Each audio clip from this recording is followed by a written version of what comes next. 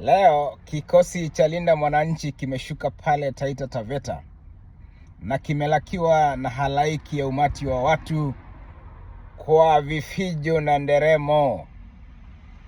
Yaani kama kuna mtu ambaye bado anatashwishi kwamba Linda Mwananchi ndicho chama ambacho ni kikuu zaidi, ingawa bado hakijarejestiwa, ni vuguvugu ambalo limewakusanya Wakenya wote kuanzia Turkana mpaka kule Malindi, mpaka kule Lamu, mpaka Garissa, mpaka Ziwa Victoria, pale sio Port Busia.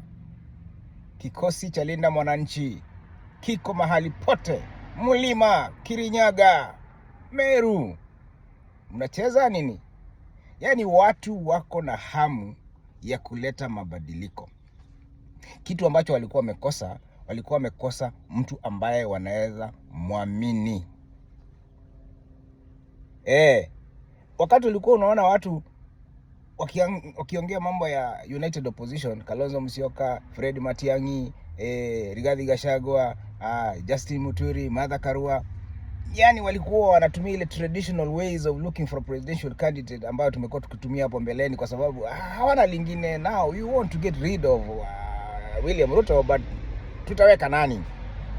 Yet we know the reasons for which we want change in Kenya are so obvious. We need a different candidate, a new candidate, a modern candidate, mtu ambaye ana appeal to all the communities, mtu ambaye hana doa, mtu ambaye akona integrity, mtu ambaye hajawahi tajwa mahali popote na mambo ya scandal.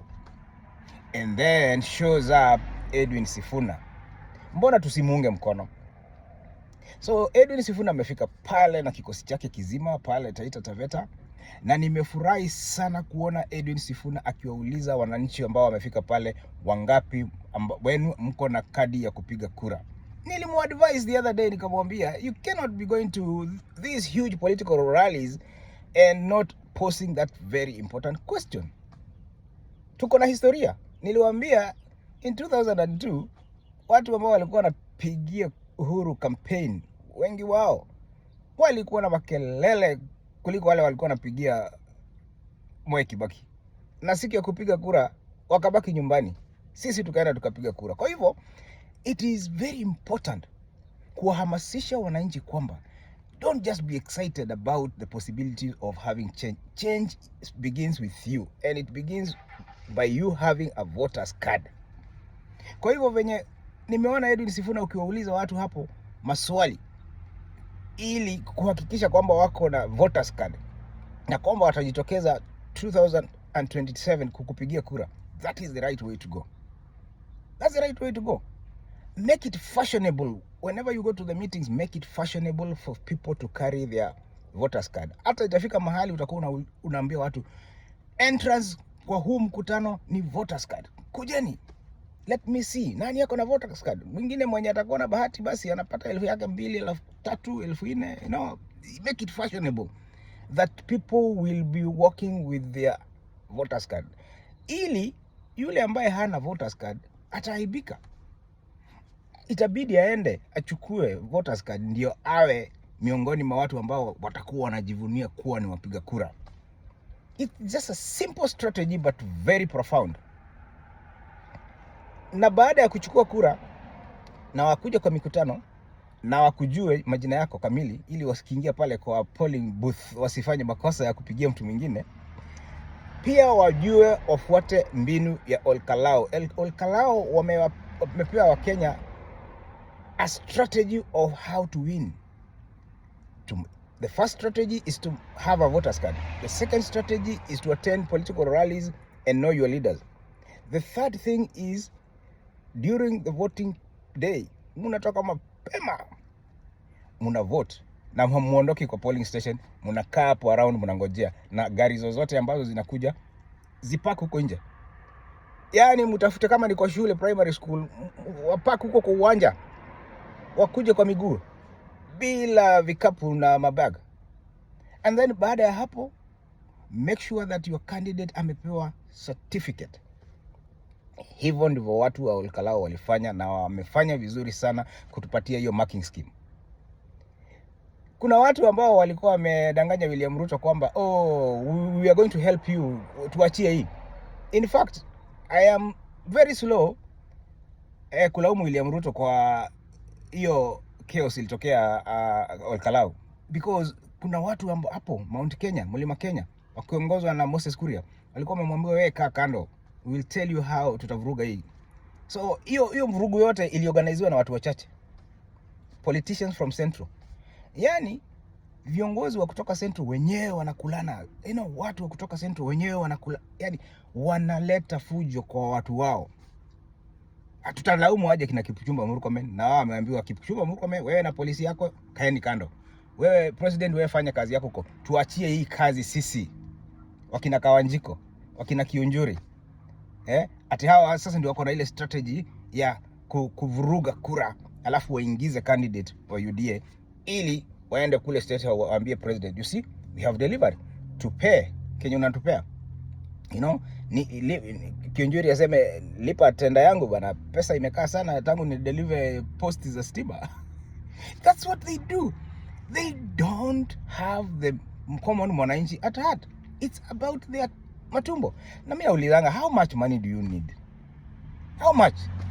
Mimi, I have lived long enough to understand that hii pesa ambayo watu wanapata kwa corruption huwa haiwasaidi. The moment umetoka kwa serikali tu hivi, wakati tu regime imechange, unaanza kuingia kwa mashida. Auctioneers wanaingia kwako. Kwa sababu ulikuwa umesurvive tu. Politics have become a very lucrative business. So the moment umetolewa pale tu hivi, hiyo pipe ya kunyonya hizo pesa inafungwa. Unaanza kuhangaika.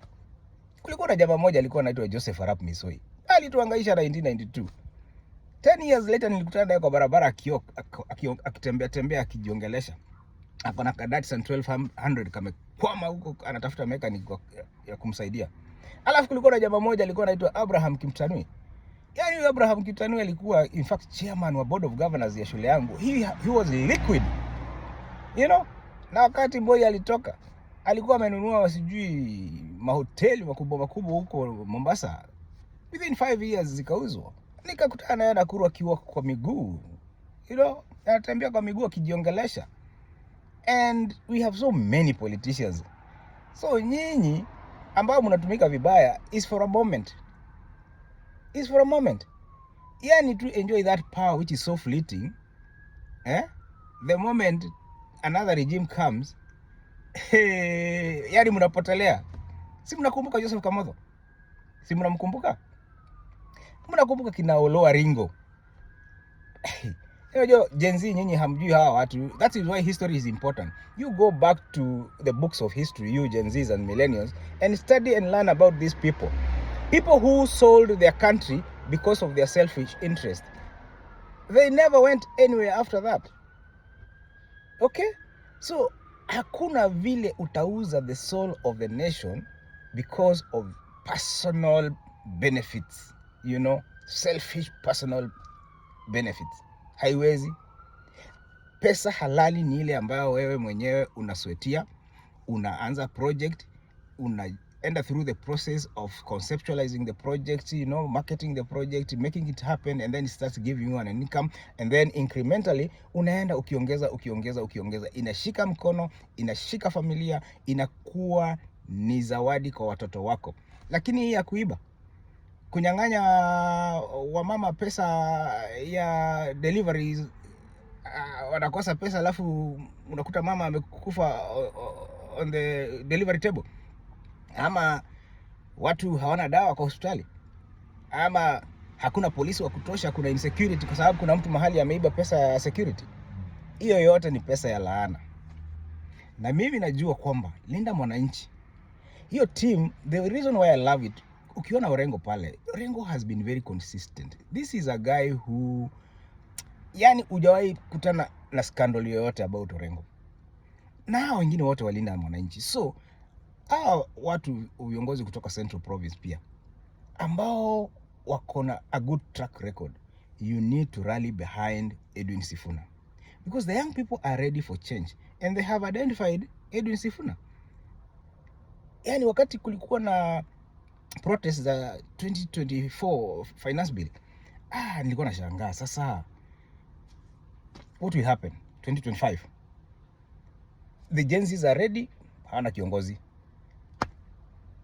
I really was looking forward to somebody coming out, somebody who can represent and be the face of the Gen Zs.